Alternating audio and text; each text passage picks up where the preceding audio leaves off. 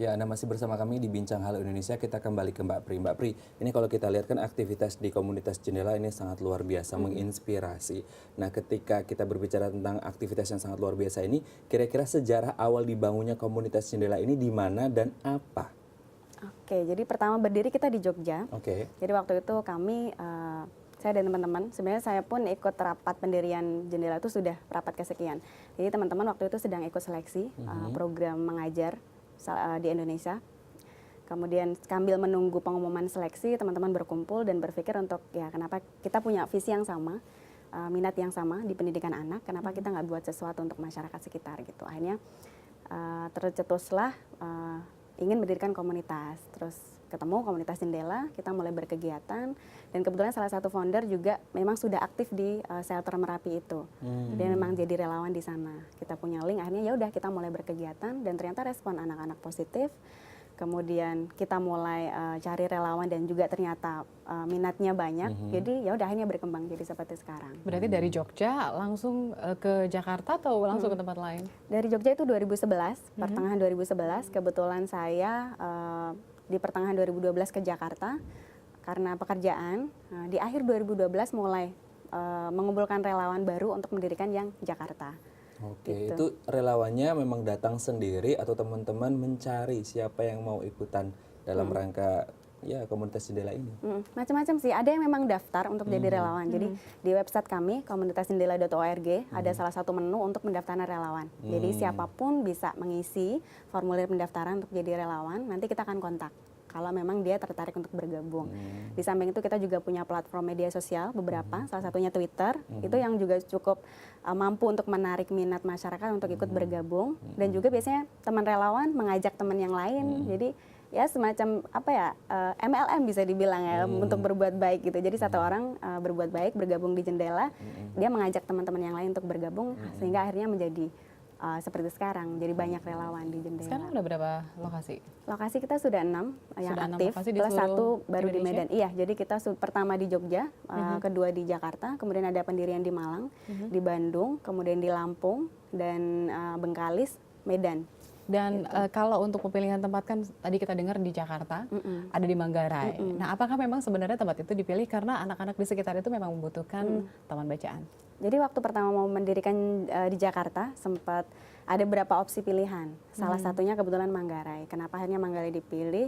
Karena kita sempat survei lokasi-lokasi tersebut dan memang kami rasa Manggarai cukup representatif untuk berkegiatan dan tempatnya banyak anak-anak. Kemudian di situ juga lingkungannya kan banyak pemulung di situ, dekat stasiun. Secara transportasi juga gampang kalau relawan mau datang dan ada salah satu donatur yang support kami lokasinya kebetulan di sana. Jadi waktu saya pertama kali mau bikin Jakarta sempat nge-tweet, jadi pengen bikin nih Jendela di Jakarta gitu. Terus ada yang mention, dia bilang kebetulan lokasi kerja dia di Manggarai, dia bilang silahkan mendirikan di Manggarai saja gitu. Nanti kita akan support gitu.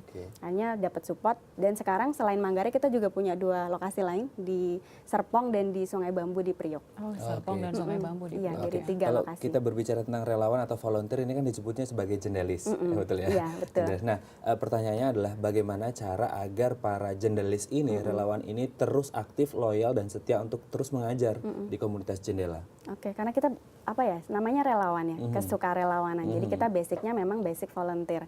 Kita tidak memberikan apapun untuk relawan, tidak ada istilahnya reward untuk relawan. Kita bisa dibilang secara materi kita sama sekali nggak kasih.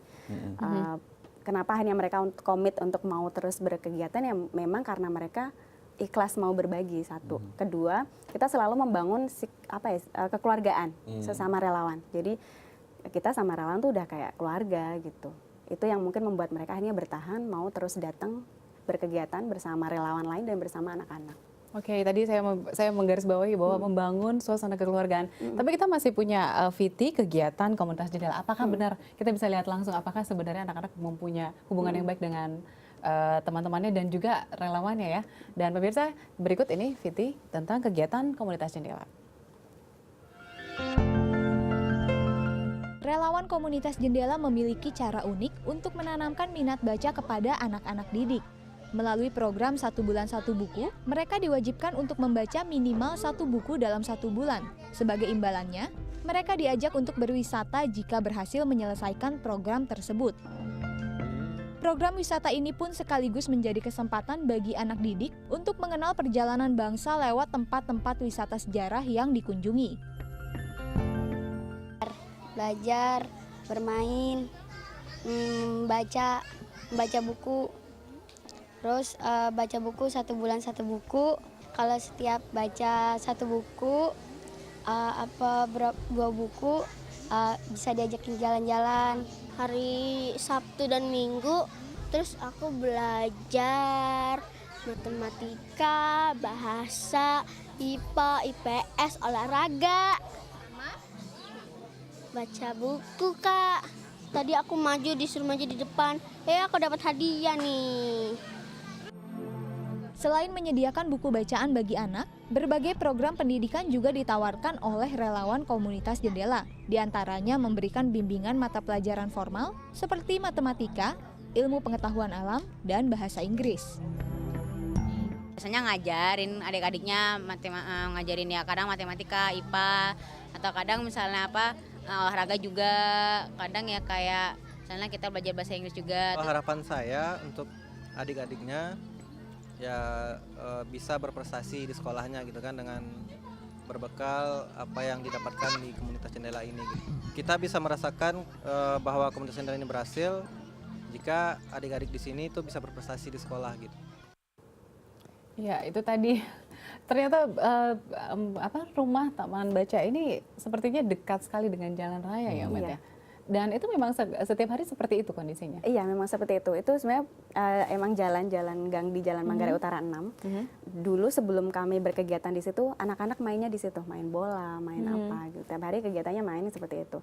Begitu kami mendirikan Taman Baca, sekarang mereka bermainnya bisa dibilang lebih terarah gitu. Ada relawan yang mendampingi. Mereka mau main bolanya sama relawan. Gitu. Oke, apakah memang komunitas Jendela ini memberikan rumah baca ini hanya untuk anak-anak marginal? Atau semua anak-anak bisa datang ke sini? Oke, kita sebenarnya tidak mengkhususkan kaum marginal, meskipun memang di awal kami berdiri, memang kami berusaha untuk menjangkau anak-anak yang memang mungkin akses terhadap bukunya masih kurang. Tapi berjalannya waktu, kita mulai banyak berdiri di beberapa tempat, akhirnya nggak melulu di kaum marginal gitu. Salah satunya di Bandung pun itu di salah satu perkampungan, yang di Serpong pun di perkampungan sebenarnya. Jadi intinya membangun minat baca itu kan nggak harus di kalangan tertentu ya, nggak harus yang di kalangan atas, nggak harus di kalangan bawah, tapi semua orang itu perlu membangun minat baca karena itu penting. Jadi tapi memang ada perkampungan. Jadi setiap kali komunitas Jendela ada, di situ ada perkampungan. Memang dipilih tempatnya harus memang di perkampungan. Sebenarnya nggak mesti sih. Salah satu contohnya di Lampung. Lampung itu justru di lokasi tempat pembuangan akhir di TPA tempat Bakung. pembuangan akhir. Jadi benar-benar lokasinya di TPA. Makanya kalau di Lampung kita nggak bikin perpustakaan fisik karena memang secara fisik pun itu tidak memungkinkan. Jadi relawan datang mengajak anak-anak untuk belajar. Kebanyakan belajar baca tulis karena banyak kan kalau di TPA adik-adik itu banyak yang nggak sekolah dan nggak bisa baca tulis. Gitu. Baik, nanti kita akan membahas apa perbedaan taman baca yang di Jakarta dengan di daerah-daerah lainnya ya. Dan pemirsa, kami masih akan kembali dengan perbincangan dengan Mbak Pri, founder dari Taman Baca Rumah Jendela. Sesaat lagi kami akan kembali setelah yang satu ini.